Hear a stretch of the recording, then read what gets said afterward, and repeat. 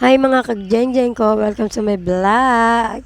For today's video, yan nga po, ang aking mudra ay aking sasamahan sa pagkuha ng kanyang kaperahan. Charot.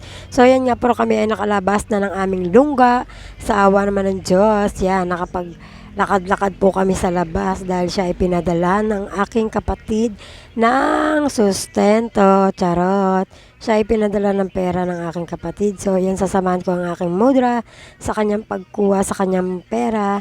Dahil nga po ay malabo ng kanyang mata. Kailangan niya na pong may kasama sa paglalakad-lakad. Katulad niyang malayuan pong lakaran. So, kung napapansin niyo nga po yung sobrang haba ng amin nilalakaran, wala pa yan po sa kalahati. Kumbaga, ang pupuntahan po namin ay pinakamalaking palengke po. So, yan nga po, ang pinakamalaking palengke ang aming pupuntahan. Kaya, malayo-layo po talaga ang aming tatahakin papunta sa pagkuha ng kanyang padala. Yan po.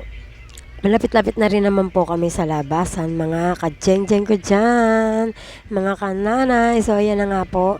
Nakalabas na po kami ng iskinita. So, ayan, ang pinakamahaba na naman pong lalakarin namin. Yan ang pinaka-dire-diretso na yan. Ayan na po ang papuntang palengke.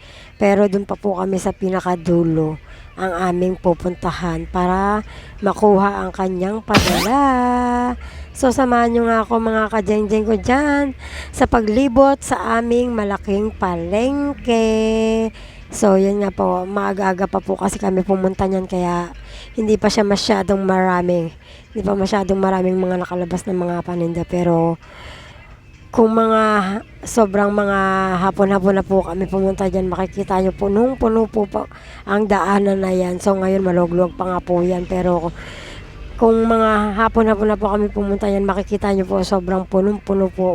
Halos traffic po yan dyan dahil sa dami na nagtitinda. Pero ngayon dahil hindi pa kami hapon nagpunta niyan. So yan, kaunti pa lang po ang mga naglalabas na mga paninda nila. So yan po, lakad-lakad po siya hanggang sa makarating po. So yan nga po. Malayo-layo pa rin po talaga kami sa aming pupuntahan mga ka-jeng-jeng ko. So yan nga po, pagkuha nga po namin ng kanyang padala, ay bibili na rin po kami ng aming bigas at iba-iba pa pong pagkain para sa araw-araw. So yan nga po. Ayan, malapit-lapit na po kami sa aming destinasyon, mga ka-jeng-jeng.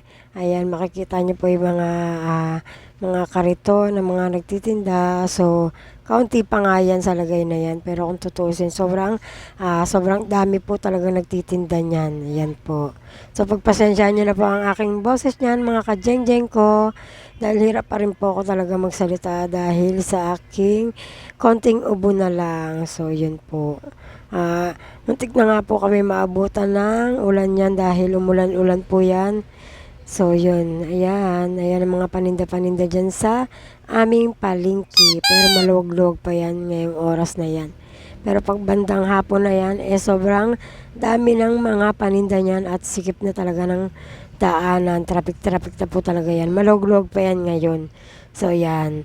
Kaya parang kung makapapansin nyo, parang malinis siya tignan. Pero mamaya, sobrang dami ng nakalabas na paninda dyan at sobrang sikip na ng daanan. So yan, malapit-lapit na po kami sa aming pagkukunan ng pera mga ka-jeng-jeng ko. Kaya yan, makikita nyo po ang aming palengke. So sinisipat-sipat ko nga kung malapit na ba talaga kami sa aming pagkukunan ng pera. So, ayan, maraming mga paninda po dyan. Marami kang pwedeng bilhin. So, yan nga. Pag dyan nga po kami namimili, lahat na ng gusto mong hanapin, mahahanap mo na dyan. Mga ka-jeng-jeng ko, lahat kompleto na. Mga prutas, mga manok, isda, lahat. Yan ang pinakamalaking palengke namin sa aming lugar. Pero kung talipapa lang po, doon lang po yun talaga sa amin, malapit lang. Eto kasi malayo-layo po talaga. Kaya pag uwi po namin yan, ay kami ay sumakay na ng aking mudra ng tricycle dahil hindi na nakakayanin ng aking mudrang maglakad pa uwi. dahil sisik talaga at pa-highway po. Hindi nakakayanin ni Mudra maglakad pa uwi. So, yan na nga po. Nakarating na nga po kami ng bahay. Hindi ko na po na-videoan ang aming pag-uwi. So, yan nga po ang nabili kong ulam. Ako ay magtitinola, mga kacheng-cheng. Yan ang manok. Nag-iwa-iwa na ako ng mga ricados. Hanggang dito na lang.